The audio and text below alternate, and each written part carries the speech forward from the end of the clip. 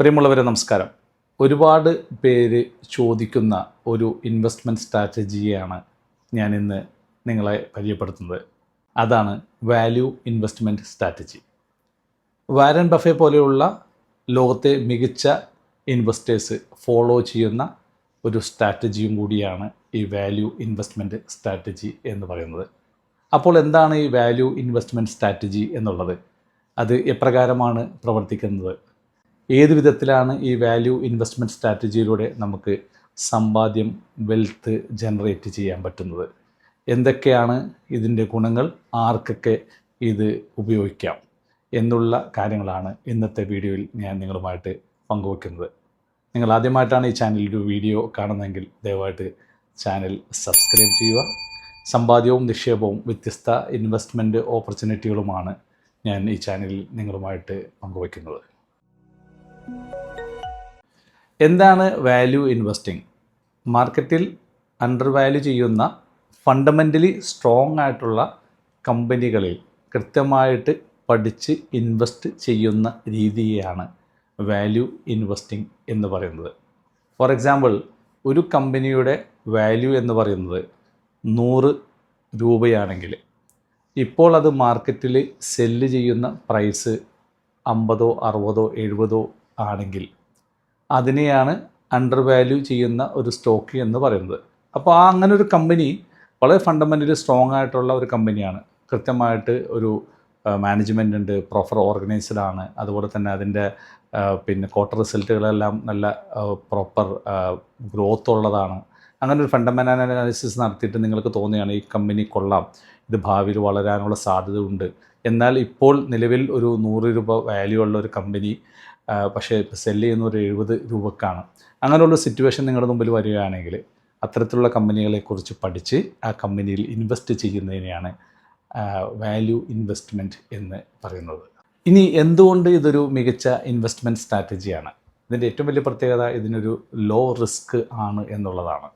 രണ്ടാമത്തത്, ഇത് ലോങ് ടൈമിൽ ഹോൾഡ് ചെയ്യുന്ന ആളുകൾക്ക് മാത്രം പ്രത്യേകമായിട്ട് ഉള്ളതായതുകൊണ്ട് തന്നെ ഇത്തരത്തിലുള്ള ഇൻവെസ്റ്റ്മെൻറ്റുകൾക്ക് പ്രോഫിറ്റ് ലെവൽ കൂടുതൽ കിട്ടാനുള്ള സാധ്യത, ഈ ലോങ് ടൈമിൽ ഹോൾഡ് ചെയ്യുന്നതുകൊണ്ട് തന്നെ കൂടുതൽ ലാഭം കിട്ടാനുള്ള സാധ്യത കൂടുതലാണ് എന്നുള്ളതാണ്.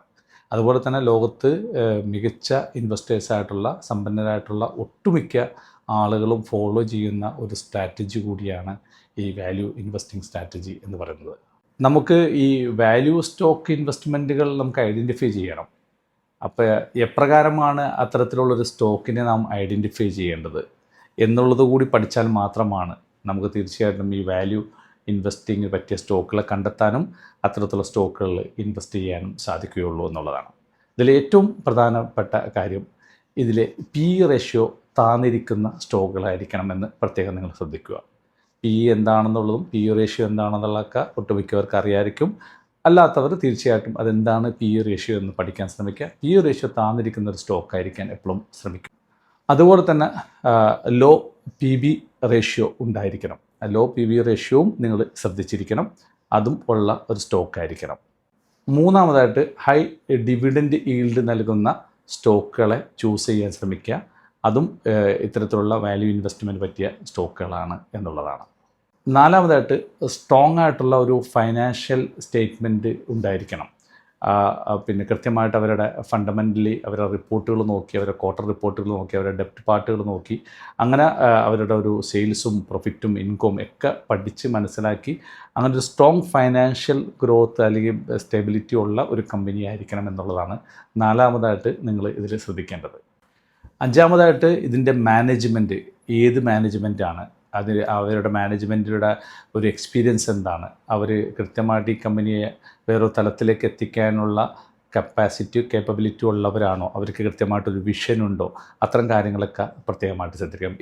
ഇത്തരത്തിലുള്ള കാര്യങ്ങളിലൂടെയാണ് നിങ്ങൾക്കൊരു വാല്യൂ ഇൻവെസ്റ്റിങ്ങിന് പറ്റിയ സ്റ്റോക്കിനെ നിങ്ങൾ ഐഡൻറ്റിഫൈ ചെയ്യേണ്ടത്. എത്തരത്തിലുള്ള ഒരു സ്ട്രാറ്റജി ആയിരിക്കണം ഈ വാല്യൂ ഇൻവെസ്റ്റിങ്ങിൽ കൊണ്ടുവരേണ്ടത് എന്ന് ചോദിച്ചാൽ, ഇതിൽ ആദ്യമായിട്ട് മനസ്സിലാക്കേണ്ടത് നേരത്തെ പറഞ്ഞ മാർക്കറ്റിൽ അണ്ടർ വാല്യൂ ഉള്ള കമ്പനികളെ കണ്ടെത്തുക എന്നുള്ളതാണ് ഇതിലാദ്യമായിട്ട് ചെയ്യേണ്ടത്.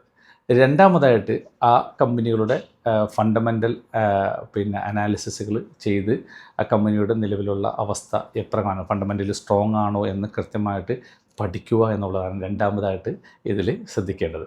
മൂന്നാമതായിട്ട് ഈ പറഞ്ഞ രീതിയിൽ അണ്ടർ വാല്യൂ ആയിരിക്കുന്ന സമയത്ത് ആ സ്റ്റോക്ക് വാങ്ങുകയും അത് ലോങ് ടൈമിൽ അത് ഹോൾഡ് ചെയ്യുക എന്നുള്ളതാണ്. ഷോർട്ട് ടൈമിലേക്ക് ഒരിക്കലും അത്തരം കാര്യങ്ങൾ എടുക്കാൻ പാടില്ല.